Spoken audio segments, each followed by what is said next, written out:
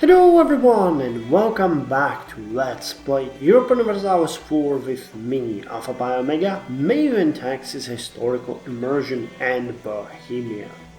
So, we have in the last episode witnessed how the Emperor House Von Luxemburg has been re-elected as the, his father has died, so he was elected, not re-elected, but the Bohemian king has been re-elected, I could say that like that, to the throne of the Emperor of Holy Roman Empire.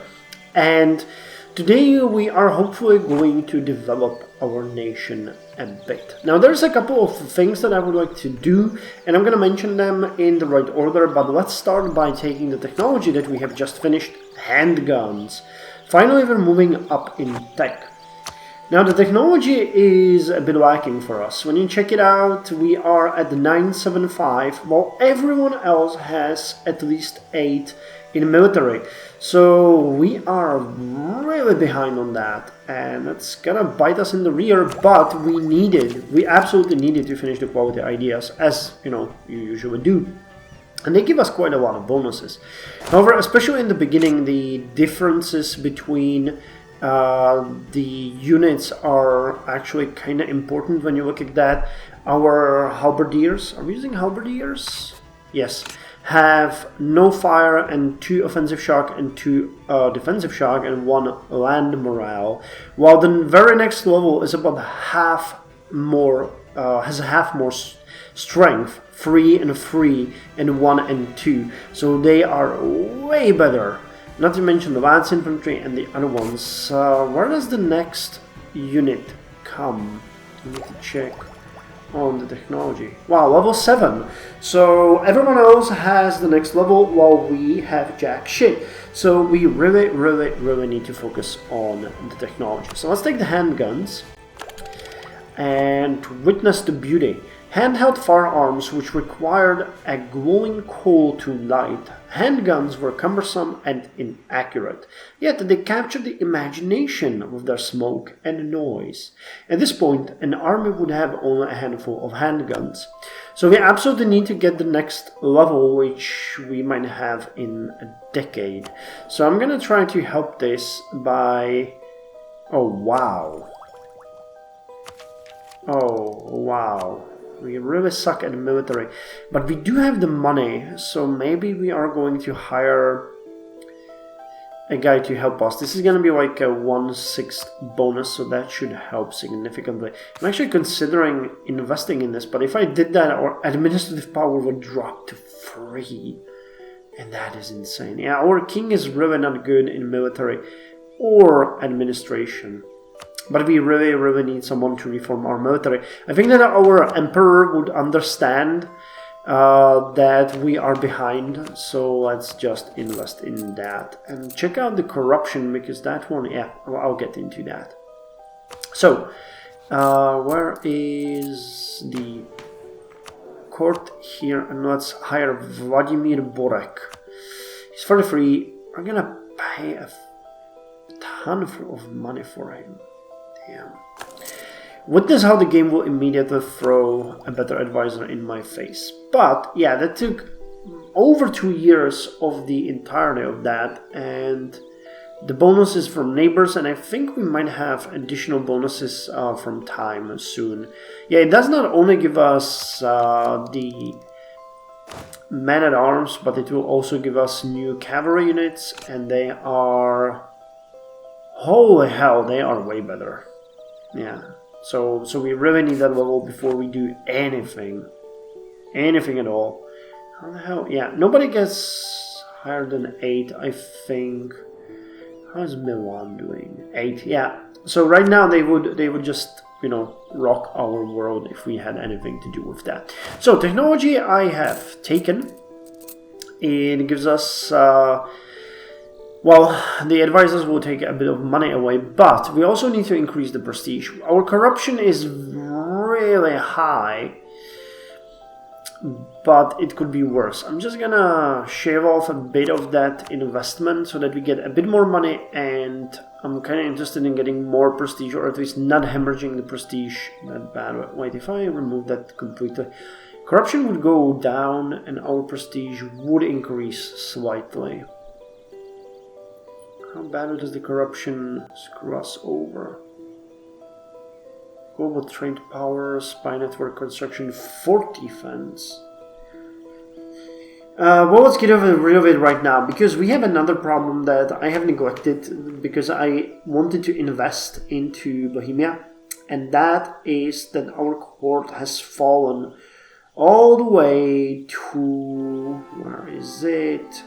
To shabby court, which gives us a whole lot of penalties, and we need to remove that. But for that, we will need to do a simple thing, and that is increase the court funding. Now, court wealth is 36.8, we're paying 15.41, which I believe is enough to get to level 3, but we are missing 75 gold in the court. So as a habit, we can't have an emperor who has a shabby court. I'm going to invest more into our court, and I'm also going to do a one-time investment when I have enough money so that we get at least the respectable court. I'm going to invest more into that. Just for roleplay reasons, we can be an emperor of the Holy Roman Empire and not have a decent court. So I'm going to unpause it, and I'm going to talk a bit more about the country. So the local autonomy has been dropping significantly. I'm happy about that, and it's going to be kind of nice to get a bit more control. Turns out the Yiri is really a good diplomat. He's managing to get a bit more control over the nation.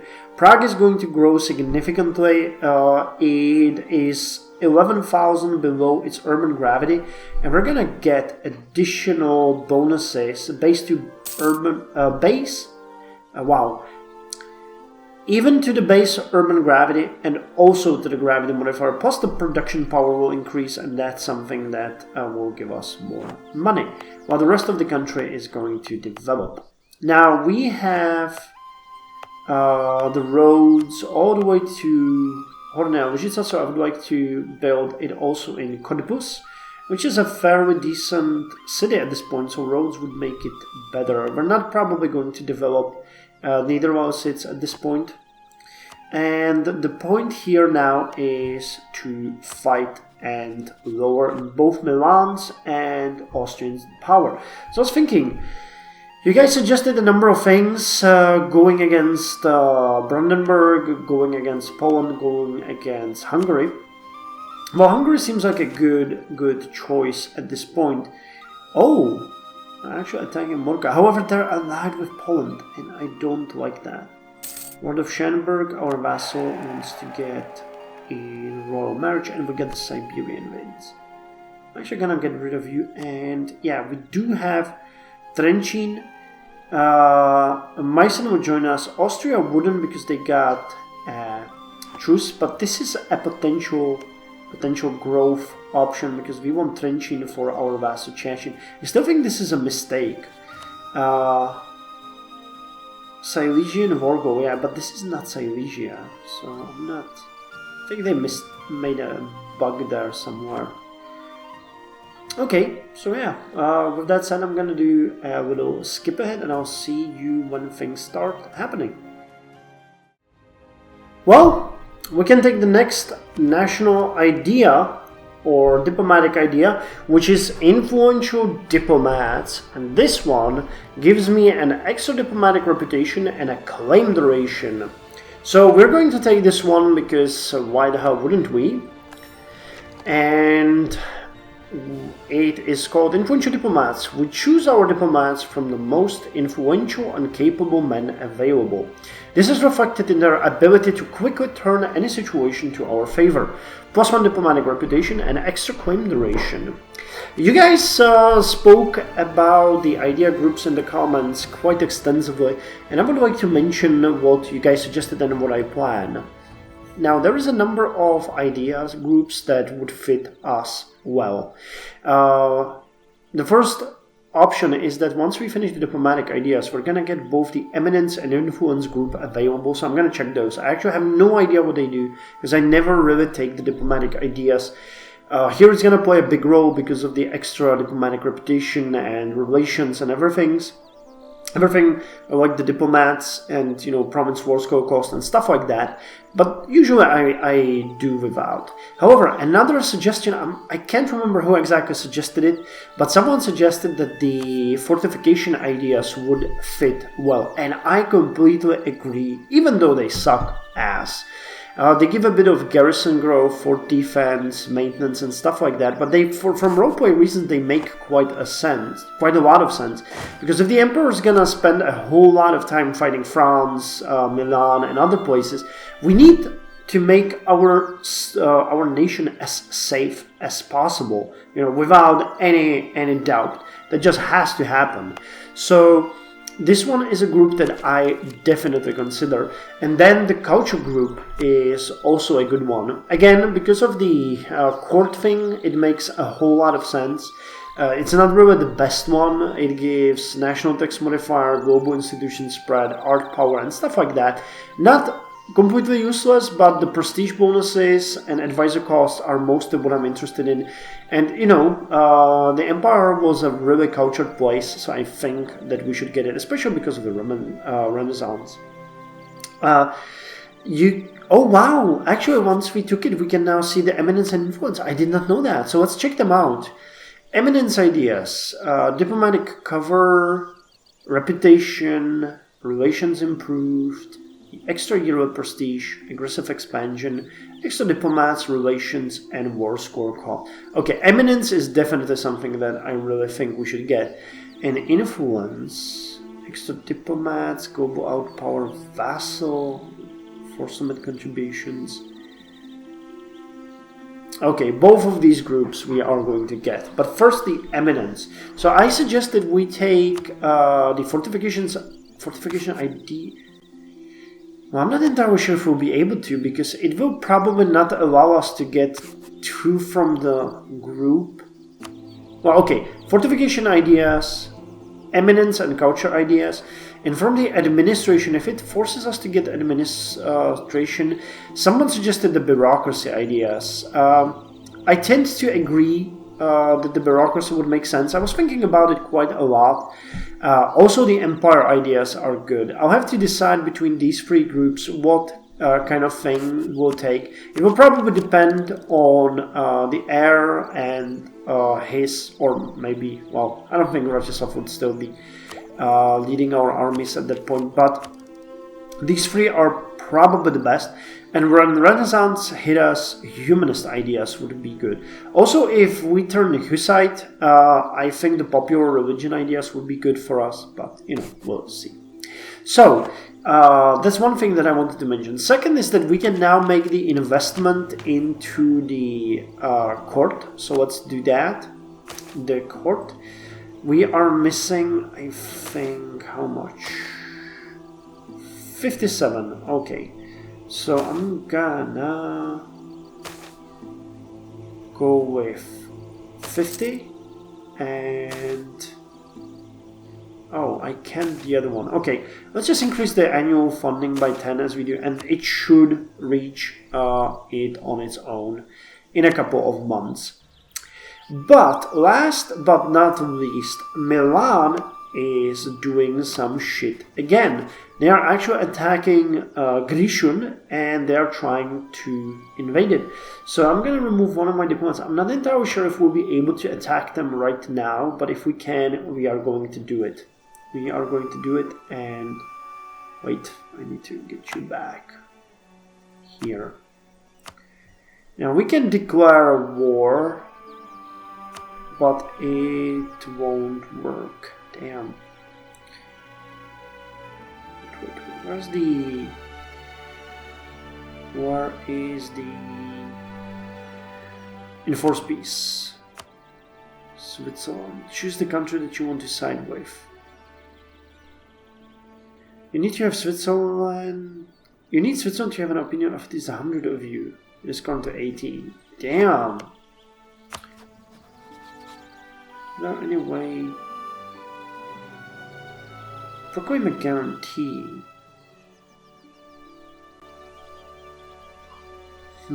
So how could I intervene in this one? Issue embargo. Actually, I think I'm gonna issue an embargo. And we need to attack them right now. We don't have the technology, but hopefully our vassals and allies will. And who's gonna join us? Austria and Meissen and Poland still considers this a distant war. Yeah, fuck them. Fuck them with the power of the sun. You would not join me, huh, Bayern? Got a decent amount of provinces, so you might be a better ally than Poland in this case, but hey, Poland's not gonna join us, so let's just waste a bit of favors to increase their trust of us. That will make a difference, would it? Oh, it does make a difference. Trust and automatic reputation. Okay. So I'm gonna start by issuing an embargo on them.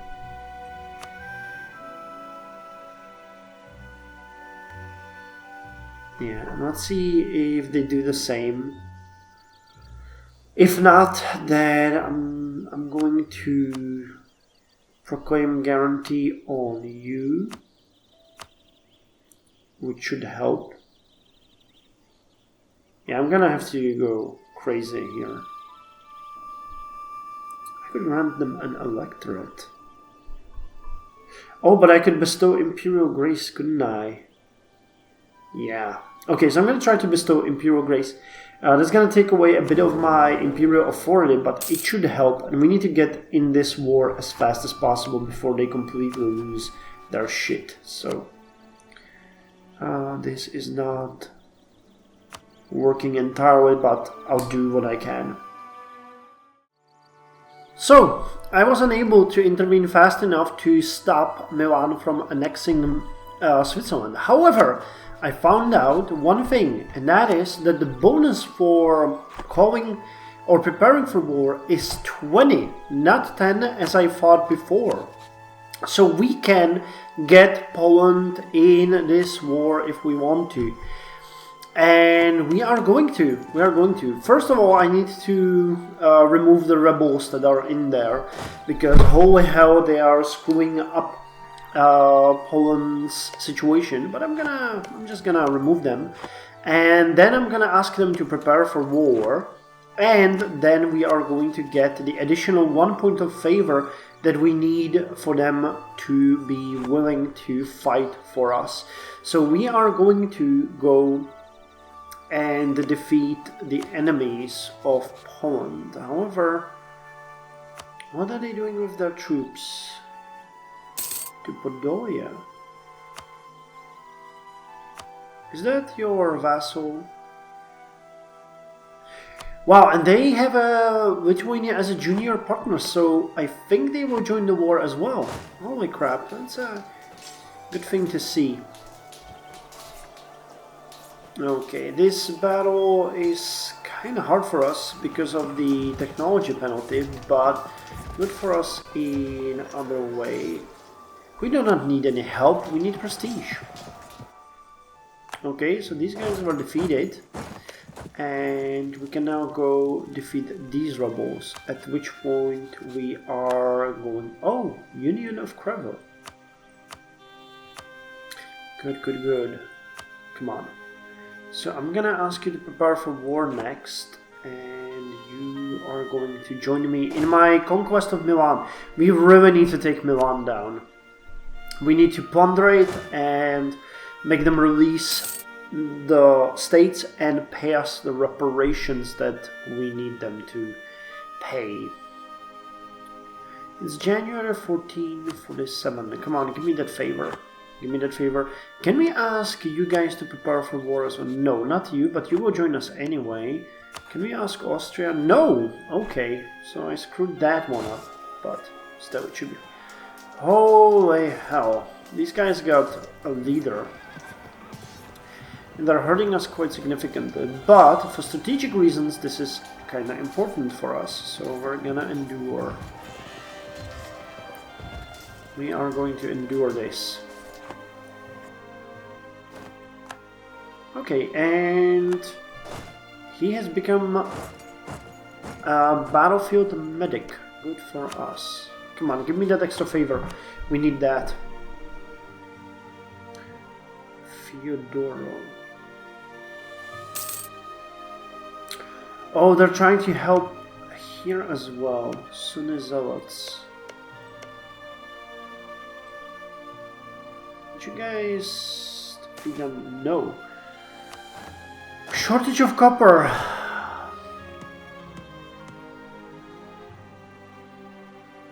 Guess I'm gonna wait for you to deal with these rebels on your own, and then we are going to war. Come on, game. Will you be able to defeat them? You have a shitty leader. You get a fairly good leader, but worse than they have. Well, I'm really interested in how this is gonna turn out.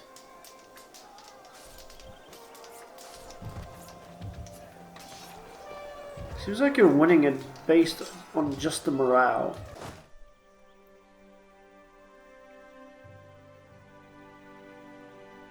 Okay, they won. Not very well, but they won. Awesome. So, we can move here. We can leave them to their own. Yes, and now the good thing. We are going to ask them to prepare for war. And with that in mind, yes, all of our allies will join us in this war. So I'm gonna actually give them a moment. Yes, here as well. And I believe my son we can't. Okay, so you guys prepare for war. And once you are prepared for war, we are going to attack Milan. This is how diplomacy is made, children. So my army will return to Prague, at which point we are going to declare war on... Wow, could we declare war on Hungary too? No, okay. But we're going to declare war on Milan, and this entire alliance, probably also with Lithuania. I'm not sure how that's going to work, but I think they should be called to war as well. And let's buy the Swedish copper, eh? Wow, it's getting quite expensive, but we'll do it. So that's all for this episode, and I'll see you in the next one, where we actually do fight the enemies Milan with the force of half of the empire and a bunch of allies. So join me then.